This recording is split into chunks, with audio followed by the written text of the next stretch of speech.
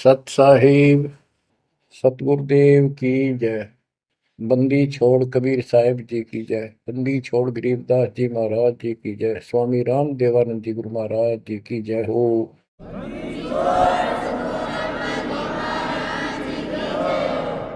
सर्व संतों की जय, सर्व भक्तों की जय, धर्मी पुरुषों की जय। श्री काशी धाम की जय, श्री सुडानी धाम की जय, श्री क्रोथा धाम की जय, श्री बरवाड़ा धाम की जय। सत साहिब ग्रीवन्योली नाद सुभान गति, लड़े भुजंग हमेश, जड़ी जानो नाम जगदीश है, विष नहीं व्यापै शेष। संत गरीबदास जी महाराज परमात्मा से प्राप्त अध्यात्म ज्ञान को कितने सुंदर तरीके से प्रमाण के साथ पेश करते हैं कि परमेश्वर कबीर जी का जो नाम है ये ऐसा जबरदस्त है। कबीर साहब ने बताया कि कबीर जैसे फनपति मंत्र सुन, रख पुन सुकोड़े, ऐसे बीरा मेरे नाम से, गाल चले मुंह मोड़े। ये तो कबीर साहब ने स्वयं बताया। जैसे फनपति सर्प और गारुड़ के मंत्र को सुनकर उससे इतना डर जाता है कि अपने फन को इकट्ठा करके भागने की चेष्टा करता है, ऐसे मेरे नाम से, कबीर नाम से, उस सच्चे मंत्र से यू काल चले मुंह मोड़, ऐसे काल दूर भाग जाता है। गरीबदास जी कहते हैं, यम किंकर कर जोड़ चले तिस देख रे, धर्मराय के अंक मिटावे लेख रे, जीव जुनी नहीं जा बाठा डे गही, दर्ग मंज हजूर पकड़ छे की बही।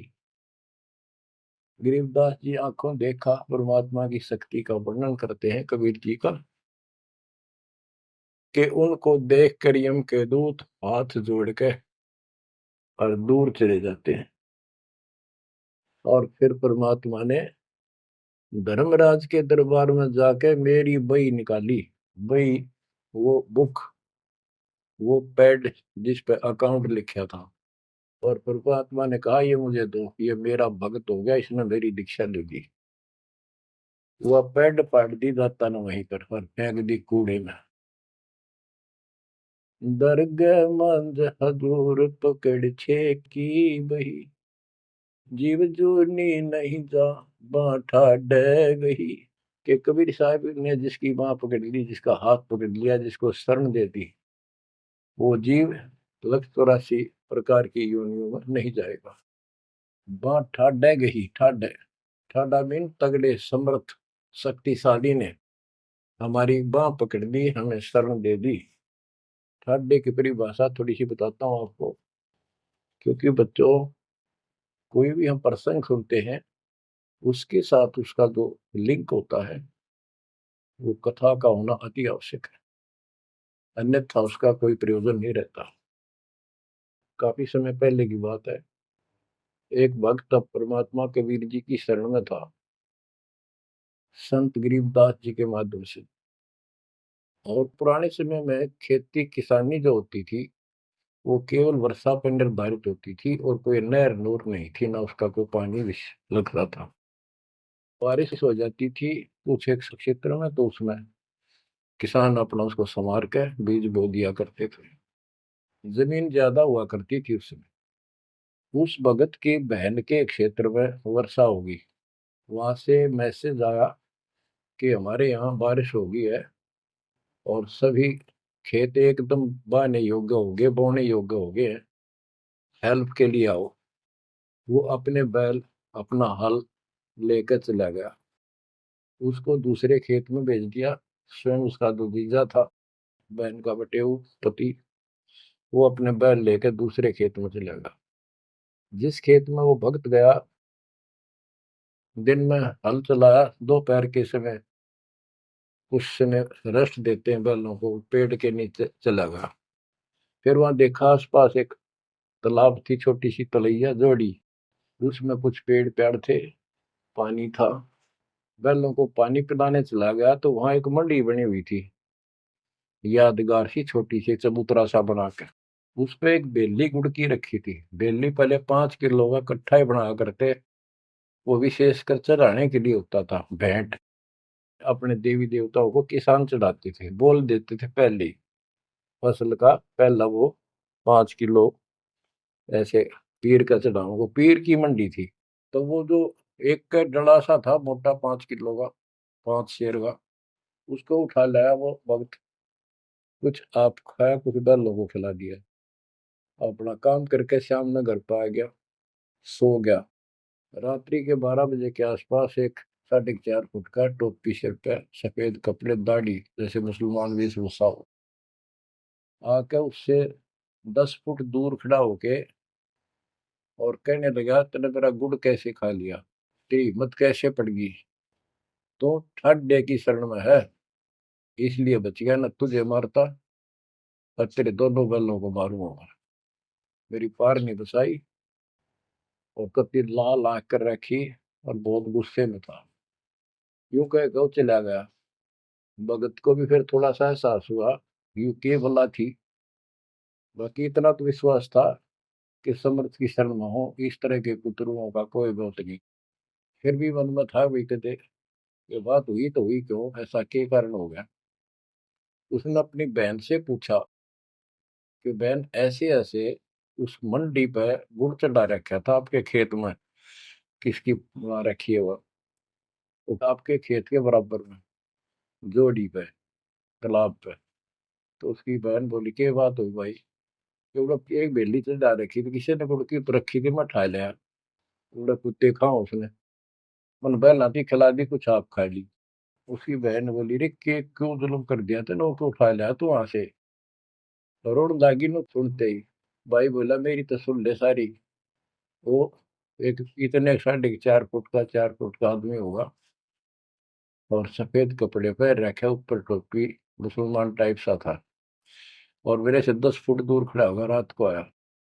और इन्होंने बोला, तेरी हिम्मत कैसे पट गई, मेरा गुड़ उठा लिया, तने खा कैसे लिया।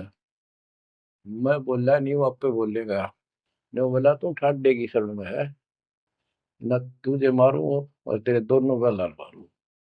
लाल आके रखी थी, और नो कहकर चला गया वापस।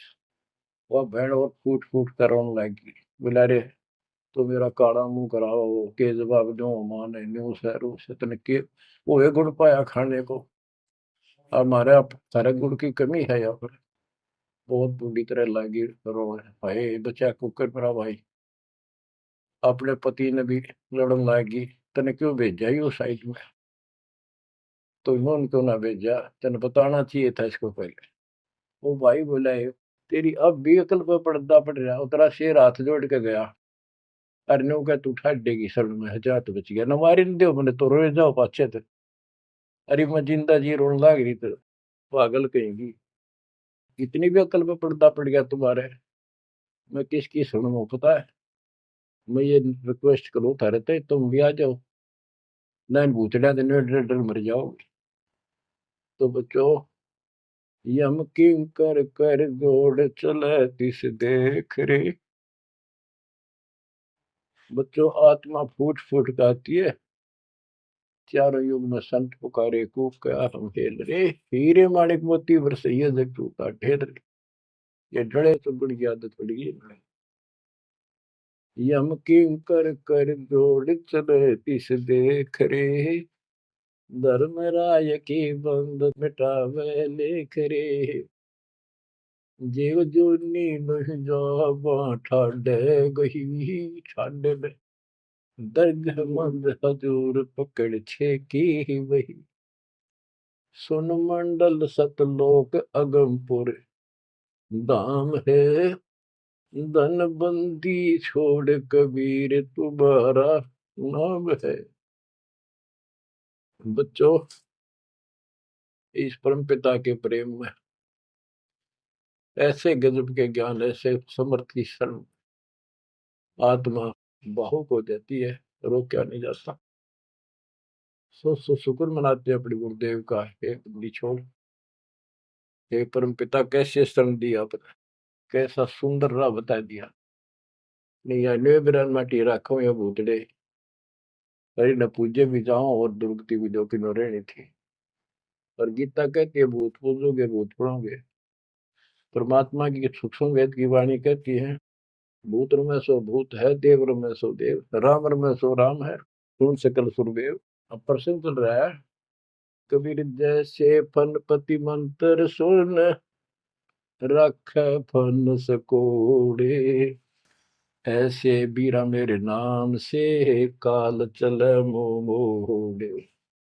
पारक के अंक की अमर ग्रंथ की प्रथम वाणी है, ग्रीव न्योल नाद सुभान गति, लड़े भुजंग हमेश, जड़ी जानो नाम जगदीश है, विष नहीं व्यापै शेष। जैसे एक नेवला होता है, सारा 9 इंच का प्राणी, और वो 10 फुट के सांप को, सर्प को, भुजंग को मार देता है। कैसे मार देता, उसके पास एक ट्रिक है। उसके पास एक जड़ी होती है, एक नागदमन जड़ी होती है जंगल में, उसको सूंघता है, उसमें स्मेल आती है। वो सर्प को उस समय छेड़ता है जो वो जड़ी के आसपास होता है, वो झाड़ बोझड़ों के अंदर होती है। वो सर्प को छेड़ता है, सर्प ऐसे फन उठा लेता है, और वो जाके एकदम वहां जड़ी श्वास में भर लेता स्मेल, और आके उस सर्प के सामने सो के थोड़ी सी दूरी से छोड़ देता है। जिस दर से हवा चल रही हो, सर्प की तरफ जा रही हो, उस साइड में हो जाता हो। सर्प को उससे चक्कर आने शुरू हो जाते उस स्मेल से, उसका जी घबराता है और वो भागने की चेष्टा करता है। नेवला फिर उसके गर्दन पे बैठ जाता है, मुंडी पे पीछे के, और वहां मुंह के ऊपर फिर वो स्मेल छोड़ता ही रहता है। उसको अचेत करके फिर पकड़ कर उसको मार डालता है, काट देता है। तो बच्चों, गरीबदास जी ने बताया कि कबीर परमेश्वर का यो सच्चा नाम सतनाम और सार नाम। सार नाम है, ये है मेन चीज। सतनाम भी बहुत शक्ति हो जाती है इन दोनों के मेल से। जैसे दो जड़ियों को मिला दिया जाए, उसका कुछ अलग से स्ट्रॉन्ग दवाई बन जाती है, मेडिसिन। और तीसरी मालिक मिला, मालिक का जो सार नाम है, वो तो कहना ही क्या है। तो हमारा जो मोक्ष जो होगा इन सभी मंत्रों के जाप से होगा। ये हमारी साधना है, पूजा हमारी सार नाम है। बच्चों, जैसे एक छोटा सा सर्प उस जड़ी की ताकत से, स्मेल की ताकत से जो श्वास में भर के लाता है, इतने तगड़े लंबे सर्प को कंडम कर देता है। ऐसे ही परमात्मा के इस नाम के सिमरन श्वास के द्वारा करने से, तो ये बताया कि ग्रीव न्योल नाद सुभान गति, लड़े भुजंग हमेश, और जड़ी जानो नाम जगदीश है। जगदीश सारी सृष्टि के मालिक का जो असली नाम है, वो जड़ी है, वो नागदम जड़ी है। अब जैसे सतनाम भी बहुत ताकत रखता है, ये हमारी साधना है। जैसे प्रथम मंत्र सतनाम, ये साधना है। सार नाम हमारी पूजा है। पूजा और साधना में अंतर होता है। कबीर साहब हमारा पूज्य है। साधना वो होती है, जैसे हमने जल की आवश्यकता है तो हैंडपंप लगाते हैं। हैंडपंप के लिए बोकी और पाइप, बोकी मारते रहते हैं, मिट्टी बार डालते रहते हैं। सतनाम की बोकी श्वास उश्वास से मारकर जब वो पानी के लेवल पर पहुंच जाती है, वो बोर, तब उसमें पाइप लोअर करके फिर उसके ऊपर एक मशीन बांधी जाती है, वो सार नाम है। और मशीन से फिर उसको चलाया जाता है। वो हमारा पूज्य इष्ट है, वो सार शब्द है। जो हमें चाहिए था ऐसे मिलेगा वो सुख, परमपिता परमात्मा के सच्चे दरबार का। तो गरीबदास जी कहते हैं वो मंत्र, वो जो सार नाम है, वो जड़ी जानो नाम जगदीश है, परमात्मा जगदीश कबीर साहब का सार नाम। वो नाग दमन जड़ी बूटी है, वो काल दमन। और विष्णु व्यापक शेष, छोटे से सांप की बात छोड़ो, शेष नाग जो सबसे बड़ा ताकतवर 1000 फुट का बंदर है, यानी काल 1000 भुजा का ताकतवर है, ये भी निकट नहीं आ सकता। बच्चों, किस्मत सराहा करो अपने, 100 गुण गाया करो। गरीबदास जी कहते हैं, गरीब साधों से ते मस्करी, ये चोरों नाल खुशाद, मल अखाड़ा जीतेंगे ये युगन युगन के माल।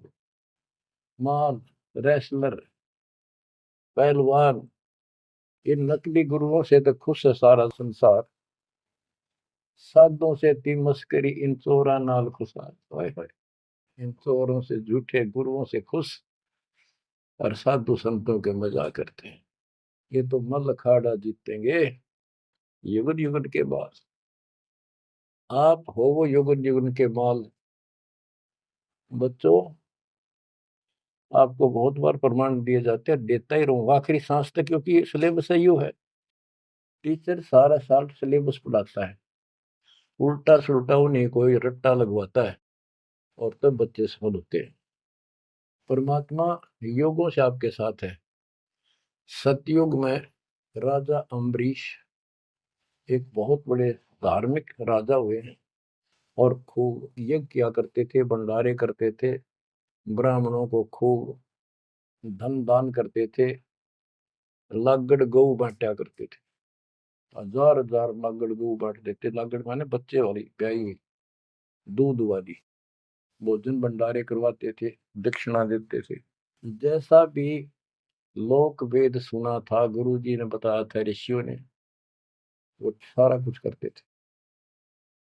परमात्मा वहां भी साथ रहते हैं, उनकी इज्जत रखते हैं भक्ति की, और बीच बीच में उनको समझाने की चेष्टा की, कोई ऋषि रूप बनाकर अम्बरीश जी को सच्चा मार्ग बताया, खूब ध्यान से सुना और नाम लिया। लेकिन वो ऋषि वहां सैकड़ों और मालिक एक। आखिर में राजा अम्बरीश भी हाथ खड़े कर गया, मालिक की साधना छड़ दी, और वो ऋषियों वाली वो शुरुआत कर। इतने अच्छे भगत विष्णु जी के बने हुए थे। बच्चों, अब हंसी भी आती है, दुख भी होता है। गरीब वेद पढ़े पर भेद न जाने, वाचे पुराने ठारा, और पत्थर की पूजा करे, भूल गए सृजनहारा। वेद पढ़ा करते ऋषि उस समय, केवल वेद। पुराण तो इनकी अपनी रचना है, फिर वो सा लिखते चले गए, और सारा वेद के विरुद्ध साधना करते करते और कराते थे। विष्णु जी की पूजा करे, और गीता क्या कहती है, तो चारों वेदों का सारांश है। विष्णु 3 गुणों में से एक सतगुण है। इन तीनों गुणों की भक्ति तक गुण में माया के द्वारा जिसका ज्ञान हरा जा चुका है, यानी इसी तक सीमित है, जो राक्षस स्वभाव को धारण किए हुए मनुष्यों में नीच दूषित कर्म करने वाले मूर्ख, ये मेरी भक्ति ना करते। तो अम्बरीश वही साधना करता था, लेकिन पिछले संस्कार किसी, जैसे भी चल रहा भक्ति युग बच्चों, आप इन बातों को बार बार सुनोगे तो आपके दिल में समा जाएगी अकाड़ी सच्चाई ये है। अब ये भक्ति काल शुरू हो गया, मोक्ष काल समझो। इसमें हजारों वर्षों तक चलेगा, अरबों भगत बच्चे बेटा बेटी पार होंगे, जो चलेगा जो भी लाखों वर्ष और भी चलेगा। लेकिन वो साधना करते रहेंगे, लेकिन उनका विश्वास इतना नहीं बनेगा, वो फिर यही रह जाएंगे काल के जाल में। उन्हीं में से फिर, क्योंकि उनकी भक्ति जबरदस्त है, शास्त्र अनुकूल है, अगले सतयुग में उन्हीं पुण्यात्माओं को काल जन्म देगा, उनको पहले ऊपर के लोकों में रखेगा। ऊपर के लोकों में, स्वर्ग में देवता हजारों लाखों वर्ष वहां रहेंगे। यानी एक कोल्लू के साथ चक्कर है, चैन है, चैन। उस चैन पर जैसे डाल देते हैं, ब्रह्म लोक में गए, फिर चक्कर काटते काटते विष्णु लोक, शिव लोक, सारे अपने कर्म फोड़ के भोग के खत्म करके, फिर भी उनके पुण्य इतने बच जाते हैं कि सतयुग में जन्म देते हैं उनको। और सतयुग में भी अच्छे पुण्य कर्मी फिर राजा बनते हैं। और वह भक्ति, ये वाली भक्ति कसक और वो शेष बची ताकत फिर भी साथ रहती है। और इस कारण से भगवान भी उनके साथ रहना पड़ता है। जो बच्चा गऊ की नजर में, यूं साईं को संत, भक्तों के पीछे फिर भक्त वत्सल भगवंत। कबीर जो जन मेरी शरण है, ताका हूं मैं दास, गेल गेल ला गया करो जब लग धरती आकाश। तो अपने इस विधान अनुसार अम्बरीश से मिले। ठीक है, एक बार तो यह बात इतनी गजब की है, सारी ठीक ठीक लगती है, लेकिन माहौल खराब होता है। ये ज्ञान बताने वाला एक होता है, दूसरा समर्थक नहीं होता। उस दिन में वो भूल जाते हैं और इसी लोग बहका देते हैं, कहाँ सी बातें करते हो, वेदों में ऐसा कहीं नहीं है, वेदों में ऐसा नहीं है।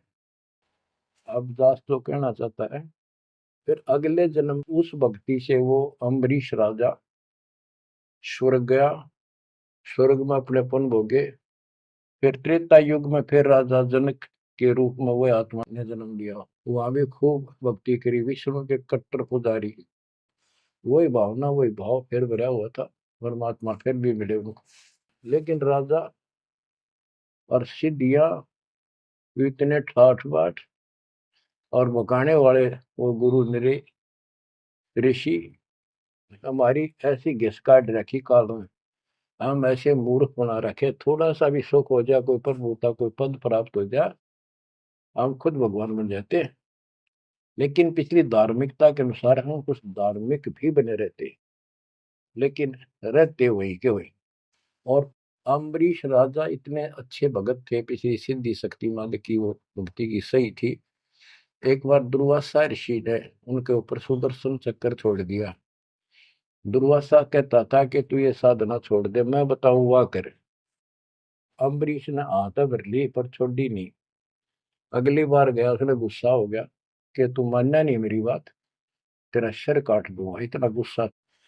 सुदर्शन चक्कर छोड़ दिया। सुदर्शन चक्कर राजा अम्बरीश के पैर छू के और दुर्वासा ने मारने खातिर वापस चाल पड़ा।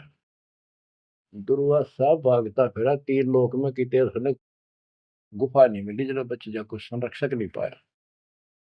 परमात्मा कबीर जी ने विष्णु रूप बनाया, एक सवाल आ दी, एक मिनट में क्या कर दी कर दिया बोलो में।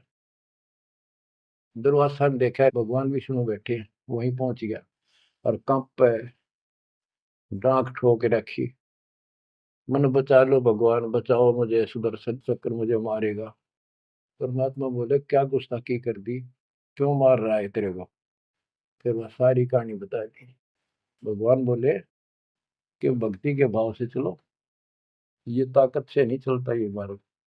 अपना ज्ञान दो, कोई मानने ठीक है, ना मानो मत ना मानो, मुझे बचाओ भगवान मुझे बचाओ। उसमें सुदर्शन चक्कर रुक गया, खड़ा हो गया दूर, भगवान की शक्ति से डर के देख के। तो दुर्वासा को विश्वास हो गया कि यहाँ बचाओ हो सकता है, माफ करो मुझे माफ करो।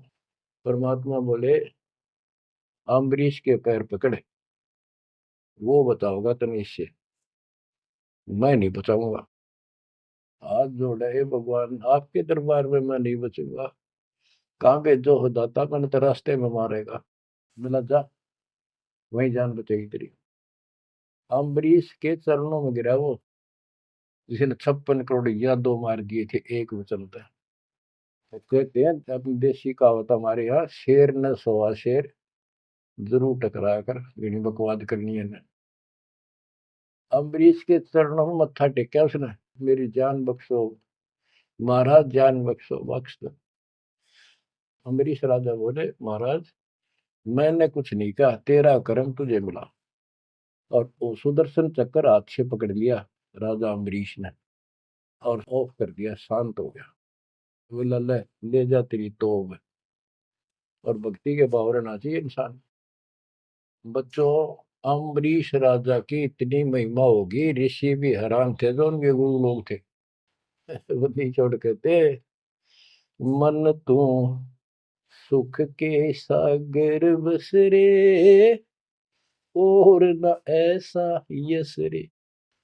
तू सुख के सागर बस रे, ये झूठे यशों में कुछ नहीं धरा। वह सतयुग में महिमा होगी, फिर राजा जनक बन गए। राजा जनक वही भाग्य बाबा नानक बने। जब एक सुखदेव नाम के बाल ब्रह्मचारी माँ के गर्भ से भक्ति ले रहे थे और आकाश में उड़ जाने की सिद्धि थी। उस अर्धी की गांठ से पंसारी बढ़ जाते ये अपने बराबर किसी ने नहीं समझा था। राजा जनक के पैरों में पड़कर स्वर्ग तक जाने का विरोध करवाया।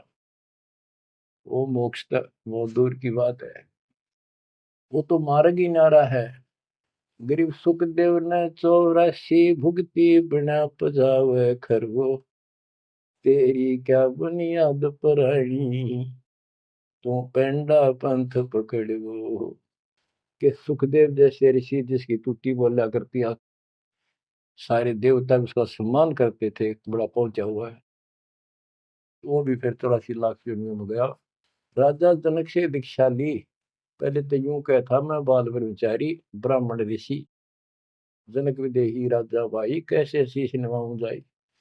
सुखदेव बोले ज्ञान विवेक का हमने स्त्री का मुख नहीं देखा। राजा के 10,000 रानियां।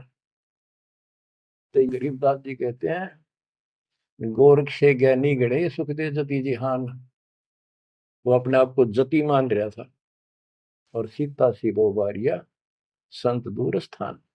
संत के घर बहुत दूर है, इन बात का तो नहीं भाई इसने ब्याह करवा रखा है, इसका न्यू हो रहा था, ये संत कैसे हो सकता है। 10,000 रानी थी, फिर भी उस नकली थे दो भी अच्छा था राजा जनक। बच्चों ये मूल ज्ञान है, ये निचोड़ है, निष्कर्ष है, ये तत्व ज्ञान है। और राजा जनक रूप में बहुत गणे यज्ञ किए, बहुत प्रमाण है पुराणों में। बहुत धर्म भंडारे लाए, यानी दूध वाली गाय बाटी साधु संत, तो वो धर्म पुण्य बन गए। अब देख काल कैसे ठगी करता बच्चों, सारे पॉइंट याद रखने पड़ेंगे, बेमतलब अपने धन ने खोया नहीं करते। राजा जनक और सुखदेव विमानों बैठकर स्वर्ग जान लग रहे। रास्ते में 12 करोड़ आत्माएं नरक में तंग पा रही थी, हाहाकार मचा रोवे। राजा जनक ने कहा ये आवाज कहां से आ रही है चिल्लाने की, रोको मेरा विमान रोको। रोक दिया। उनको बताया गया कि यहाँ एक नरक है, उसमें 12 करोड़ आत्माएं जीव अपने कर्म दंड भोग रहे पाप। राजा ने कहा इनको छोड़ दो, इनको कष्ट ना दो। तो वहां जो उनके साथ गए थे देवदूत यमदूत, वो कहने लगे जी यहाँ आपका हुक्म नहीं चलता, यहाँ का राजा धर्मराज है, उसके आदेश से सब कुछ होता है। बोला या तो मुझे इस नरक में डाल दो, मुझे भी यहीं छोड़ दो, ना इनको निकाल दो। धर्मराज तक बात गई। धर्मराज जी वहां आए, बात सुनी। धर्मराज बोले राजन अपने अपने कर्मा का फल सब न भोगना पड़ता है, ऐसे नहीं कुछ हो सकता। तो राजा आकड़ गया। भाव यानी एक परमार्थी भाव, परमार्थ भी हिसाब का होना चाहिए, तो आदमी कोई परमार्थ नहीं चला गया कि मैं या तो मुझे यहाँ छोड़ दो या इनको साथ लो मेरे। तब धर्मराय ने एक विकल्प निकाला कि आप अपने पुण्य दे दो इनको, आधे या जितने चाहते हो उतने समय तक इनको आपके साथ वहां स्वर्ग में भेज देंगे। राजा ने 50% पुण्य दान कर दिए। सबको बिठा के 12 करोड़ आत्माओं को विमान में बिठा के और स्वर्ग ले गए। बच्चों सुखदेव ने गलती करी नहीं, वो तो आज तक स्वर्ग में है। और वो राजा जनक ने आधे पुण्य खत्म कर दिए, बाकी के पुण्य में झाड़ के खा के खर्च के खो खंडा के बाबा नानक रूप में जन्मे। पहले राजा थे 2 जन्मों में, दुनिया भर के नौकर होते थे, और फिर हैंड टू माउथ हो गए, खुद नौकर लगे नवाब के मोदी खाने में गोदाम में। अब बच्चों अब हमने सावधानी न्यों भी बरतनी है, अपने नाम ने अपने भक्ति ने नष्ट नहीं करा, किसी के ऊपर भावुक हो गया। एक बताओ था कि मैंने अपने भाई दुखी हो रहा था, उसको अपने पुण्य दे दिए, भक्ति दे दी, वो तो ठीक हो गया, मेरी डूबती हो रही है, बुरा हाल हो रहा ना, वो दिक्कत होगी, बीमारी होगी, आगे तागे दुख होने लग के। तो ये बकवाद नहीं चले, मर्यादा जो बनाई है उसको संभालो। तो कहने का भाव ये है कि आपको इस पॉइंट पे लाना चाहता हूँ। अब राजा जनक राजा थे, राजा अम्बरीश राजा थे वो बाबा नानक बने, खुद नौकर लगे राजा के। अब यहाँ आकर हमारी बात टिकती है कि साधों से ती मस्करी चोरा नाल खुशाल, मल अखाड़ा जीतेंगे ये युग युग के बाद।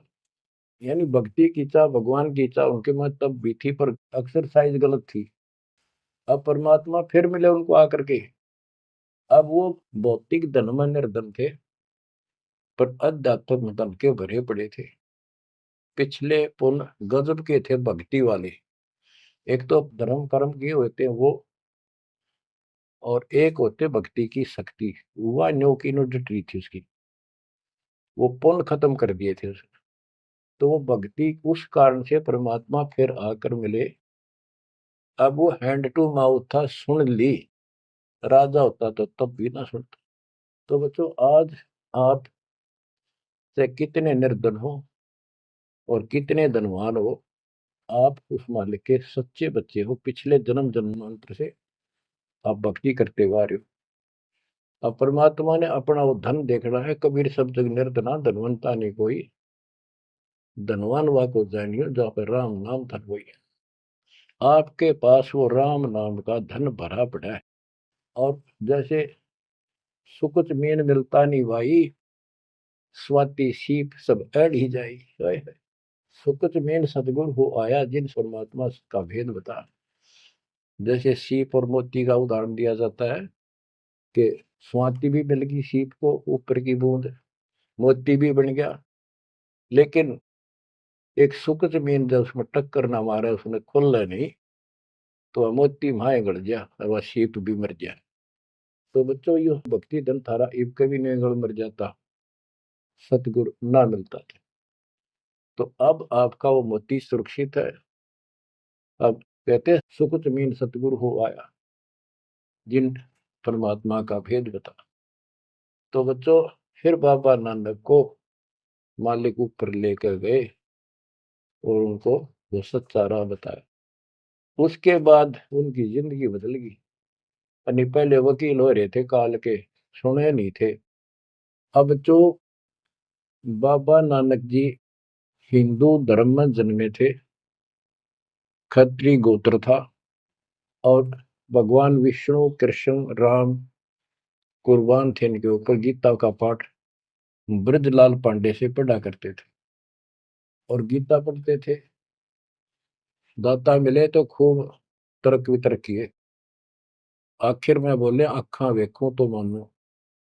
तो परमात्मा ने आई विटनेस भी बनाने थे।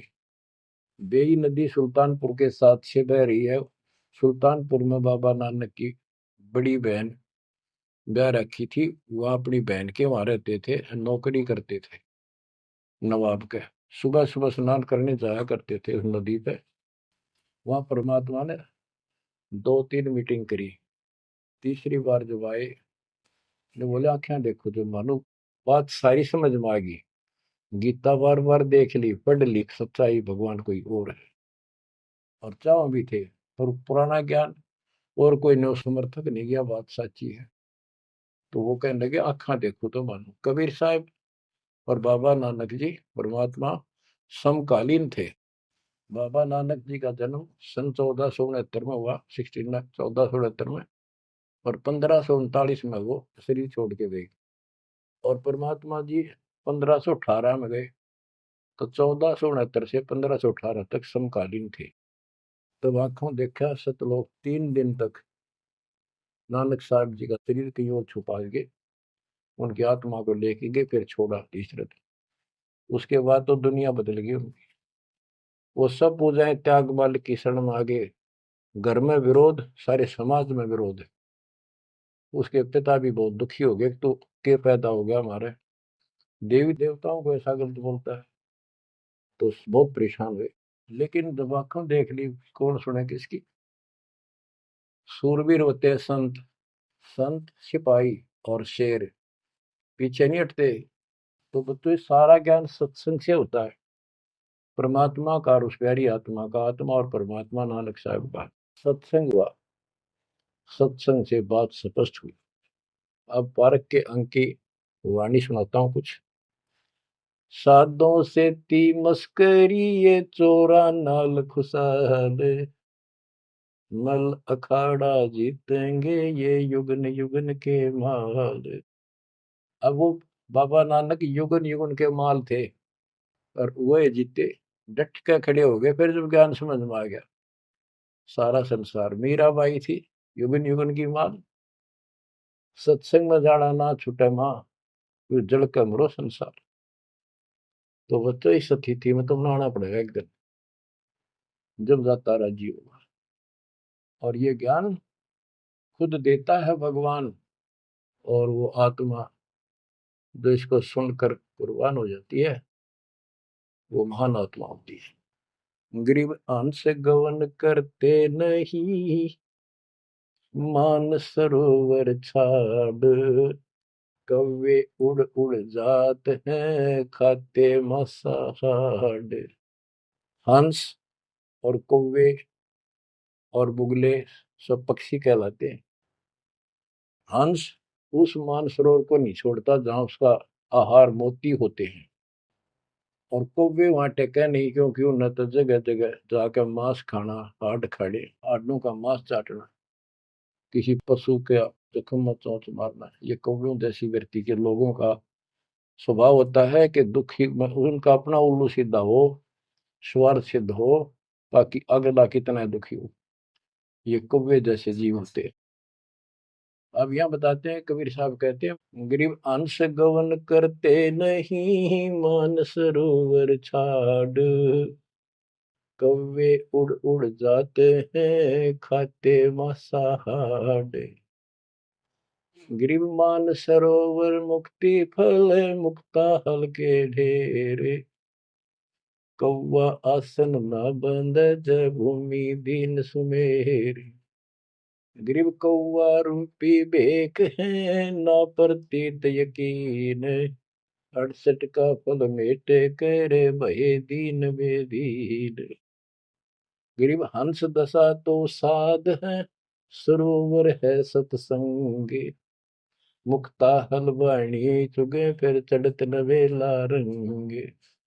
अब स्पष्ट कर दिया कि ये सत्संग जो है ये मानसरोवर है, और भगत साध ये हमारे हंस हैं। अब कौवे बुगले तो मेंढक मछली अड़ंगा कुवाड़ बकवाद करते हैं, और हंस केवल मोती खाता है। इसी प्रकार निर्विकार जो भगत आत्मा बन गए, बेटा या बेटी, वो हंस जैसे हैं, वो केवल मालिक की वाणी, परमात्मा की भक्ति और धर्म कर्म रूपी मोती खाते हैं। और फिर ये मोती खा के, यानी सत्संग वचन सुन के, फिर चढ़त नवेला रंग, एक अजब गजब रंग रंग जाता है उसकी आत्मा में। आत्मा इतनी मजबूत हो जाती है जैसे बाबा नानक की होगी, जैसे मीराबाई की होगी, ऐसी आपकी भी होगी, इस सत्संग से होगी। बच्चों, ये सत्संग मिला ही नहीं था अपने को आज तक। या परमात्मा की कलम तोड़ कृपा आप पर देखो ना, कितना होने लाग रही रहे उस बालक ने, उस परमात्मा ने, कि ये वो वचन याद कर लो, सतगुरु जो चाहे सो कर ही 14 कोट दूत जब डरी। ये जो चाहे सो कर लो, ये प्रमाण देख यो कर दिया। ऊत भूत चमतरास निवारे, और चित्रगुप्त के कागज पाड़े। पुण्यात्माओं, धन्य आपके माता पिता जिनसे जन्मा, और धन्य आपकी किस्मत, धन्य आपकी पिछली करनी, और धन्य आपके इस समय को कि आपका जन्म किस समय में हुआ है। इस माल्य के प्रयत्न को, दास के इस प्रयत्न को हल्के में ना लेना। पुण्यात्माओं, उस दाता की अमर कथा आपके हृदय में भर रहा हूं, ये अमृत हार आपको करा रहा हूं। बच्चों, कुर्बान हो जाओ। समय पहचान दो, टाइम बार बार नहीं आता होगा आपका। ये संसारिक धंधे थे कर कर मर लिए, इनमें फिर भी पूरा ना पटता। इस मालिक की तरफ ध्यान ज्यादा दो, हर चीज में बरकत दिखा दूंगा, नारी नारी। परमात्मा आपको मोक्ष दे, आपको समय दे इस अनुभव रतन, इस मानसरोवर बनाने का, आत्मा के मैल कटाने का। सत्साई।